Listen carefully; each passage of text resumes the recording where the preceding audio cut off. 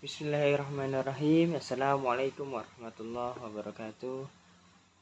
Alhamdulillah, salatu wassalamu ala rasulillah Sayyidina Muhammad ibni Abdillah wa ala alihi wa sahbihi wa mawala.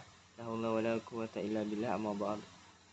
Yang saya hormati Bapak dosen pengampu, Bapak Dr. Kiai Haji Ahmadi Rajali Jawab LC MA LLM Matanallah bitul hayati wa nafa'na bi ulumi amin ya rabbal alamin. Sini saya ingin menjelaskan aspek fikih pendayagunaan zakat pada mata kuliah manajemen pendayagunaan siswa.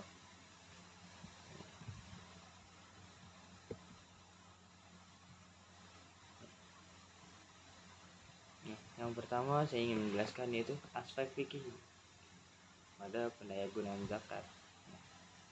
Zakat adalah harta yang wajib dikeluarkan oleh seorang muslim atau badan usaha itu untuk diberikan kepada yang berhak menerimanya apabila sudah mencapai nisab. Seseorang wajib mengeluarkan zakat apabila sudah mencapai nisab. Nah, sesuai dengan ketentuan syariah. Dalam konteks ini, zakat berfungsi tidak hanya sebagai kewajiban religius, akan tetapi juga sebagai instrumen sosial untuk redistribusi kekayaan dan pengentasan kemiskinan di masyarakat. Aspek fikih yang pendayagunaan zakat ini mencakup beberapa hal, yaitu terdapat prinsip hukum, pendayagunaan produktif, pemberdayaan sosial, ijtihad kontemporer, transparansi dan akuntabilitas seperti itu. Yang pertama, prinsip hukum. Dalam fikih, zakat diatur dengan jelas mengenai siapa yang wajib mengeluarkannya, yaitu muzaki, siapa yang berhak menerimanya, yaitu mustahik, yang terdapat dalam 8 asnaf. Nah, bagaimana cara penyalurannya? Nah, hal ini termasuk ketentuan mengenai 8 asnaf pertama yang tadi ditetapkan oleh Al-Quran. Nah, lalu yang kedua itu pendayagunaan produktif.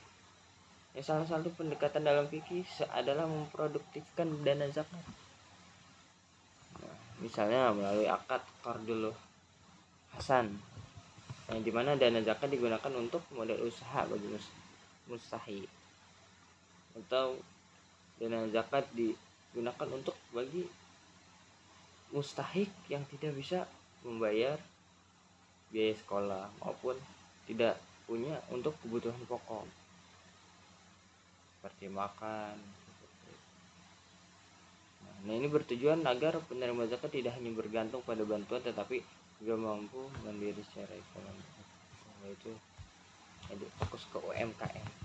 Lalu pemberdayaan sosial yang ketiga, pendayagunaan zakat juga diarahkan untuk memberdayakan masyarakat melalui program-program yang dapat meningkatkan kualitas hidup mereka, yaitu termasuk pendidikan tadi, kesehatan, dan pelatihan berketerampilan, sehingga zakat tidak hanya bersifat konsumtif tetapi juga produktif.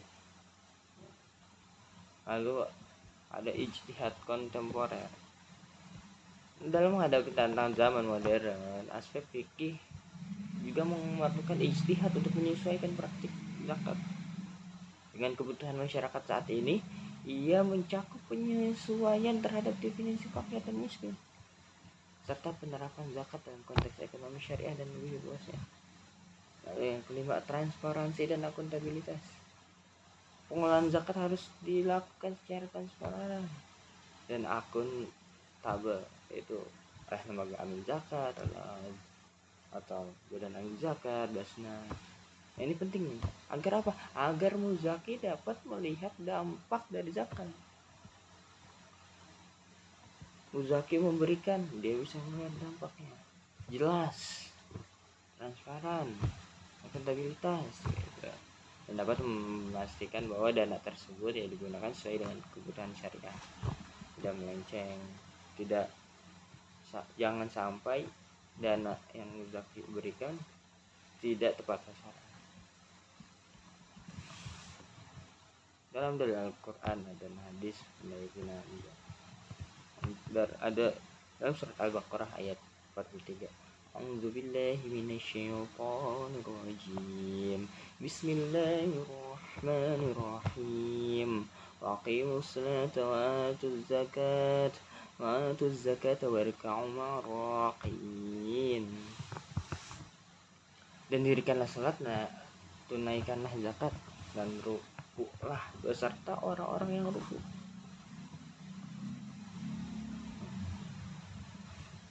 Penting. Sampai-sampai dalam ayat Quran ini dijelaskan di setelah sholat itu zakat, disandingkan zakat dengan sholat, bahwa sampai seberapa pentingnya zakat itu, hampir setara dengan sholat, walaupun yang disebutkan sholat itu penting, wajib tuh, dan zakat juga tidak kalah penting. Akan tapi kasus di fenomena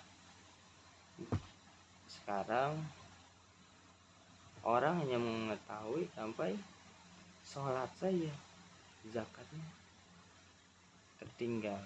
Alhamdulillah, semoga kita dapat bayar zakat seperti itu.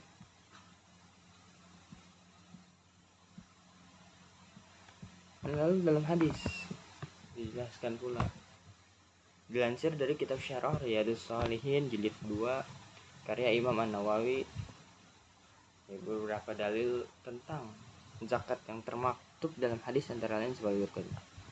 Ini hadis Ibnu Umar radhiyallahu anhu bahwa Rasulullah SAW, "Banil Islamu ala khamsin, syahadatu alla ilaha illallah wa anna Muhammadan abduhu wa rasuluh, wa iqamus shalah, wa ita'uz zakat, wa hajjul bait, wa shaum Ramadan, muttafaqun alaih." Islam itu dibangun atas 5 perkara: bersaksi dari Tuhan selain Allah, syahadat Tuhan bahwa Nabi Muhammad adalah Allah, menunaikan sholat, menunaikan zakat, pergi haji ke Baitullah jika mampu, lalu berpuasa di bulan Ramadan. Hadis Ibnu Umar radhiyallahu anhu dari hadis Ibnu Abbas radhiyallahu anhu bahwa Nabi Muhammad SAW mengutus Mu'adz radhiyallahu anhu ke Yaman. Kemudian beliau bersabda, "Ad'uhum la syahadat an la ilaha illallah wa anna Muhammadar Rasulullah, fa inhum ata'u ladak fa'lamuhum anna Allah ta'ala iftarada alaihim khamsin salawati fi kulli yawmin liyawlihi waliyalati fa inhum ata'u lidzalika fa'limhum manallahu iftarada alaihim sadaqatan tuhadu min a'yanihim wa turaddu ala fuqra'ihim muttafaqun alaih."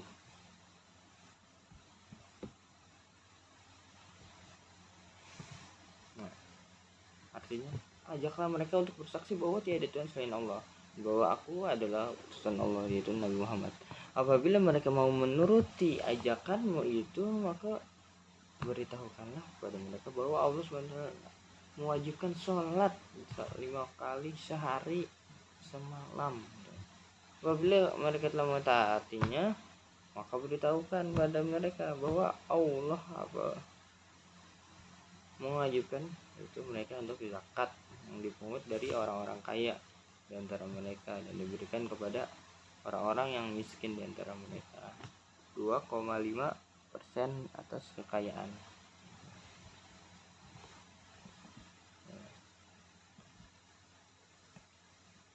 Pendekatan maqasid al-syariah terhadap daya zakat. Maqasid al-syariah itu apa sih? Maqasid al-syariah adalah tujuan yang dimaksud dari syariat Islam yang bertujuan untuk mencapai kemaslahatan umat manusia. Dalam konteks ini zakat, maqasid ini mencakup perlindungan dan peningkatan terhadap 5 aspek penting: agama, jiwa, akal, keturunan dan harta itu tuh. Nah, nilai gunaan zakat ini mau kasih tahu syariah itu kerangkanya ada keadilan sosial, terus untuk pengentasan kemiskinan, biar kita bisa bersama-sama merasakan yang namanya keadilan dalam harta, dalam kemampuan untuk memenuhi kebutuhan pokok, terus pengentasan kemiskinan. Ya, semoga apabila di dunia ini di Indonesia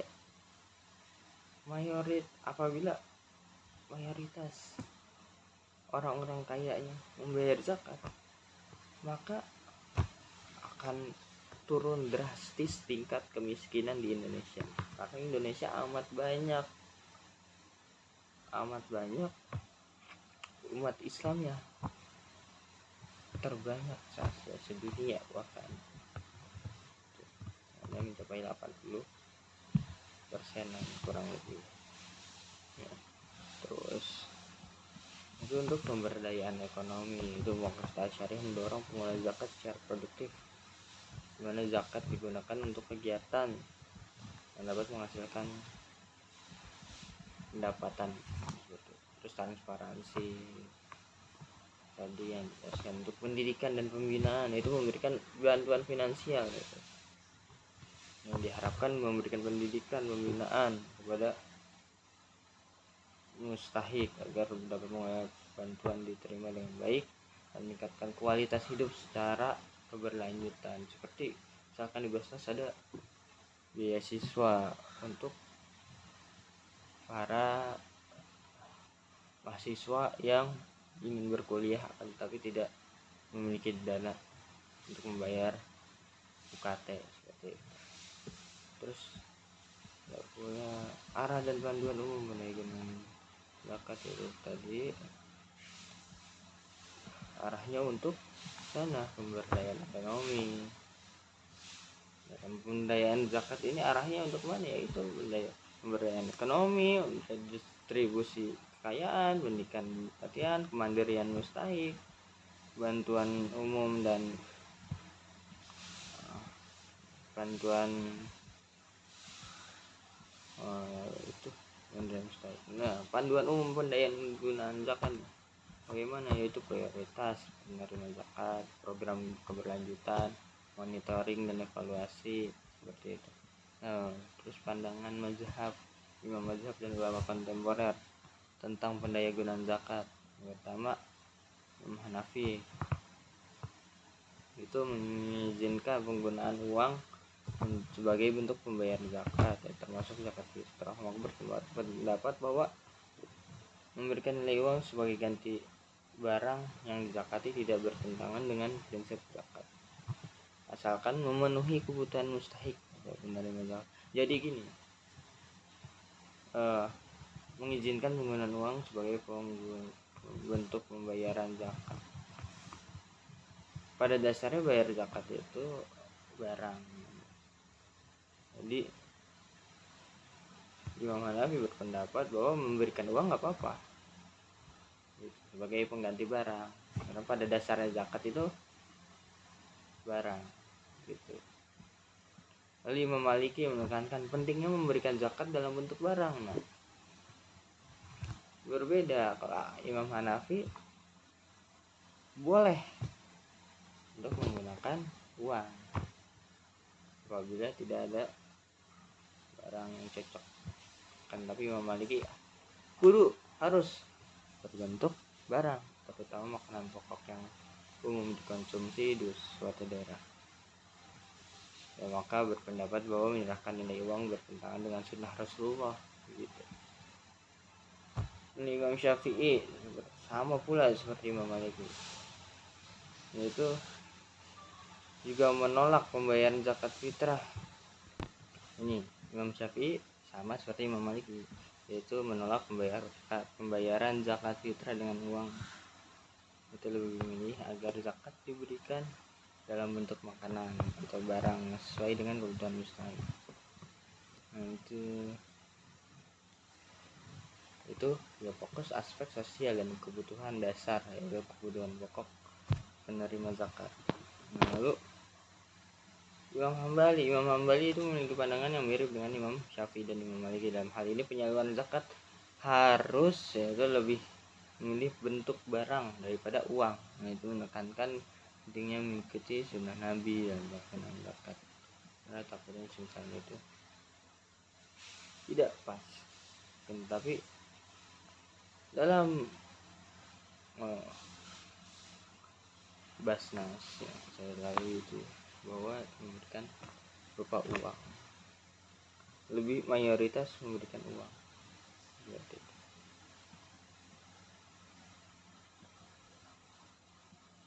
Pendaya gunaan zakat lembaga atau pemerintah itu ada aspek penting, yaitu pengelolaan peran lembaga amil zakat atau LAS, yaitu sebagai pengelola dan distribusi, yaitu pemberdayaan ekonomi, pendidikan dan kesehatan.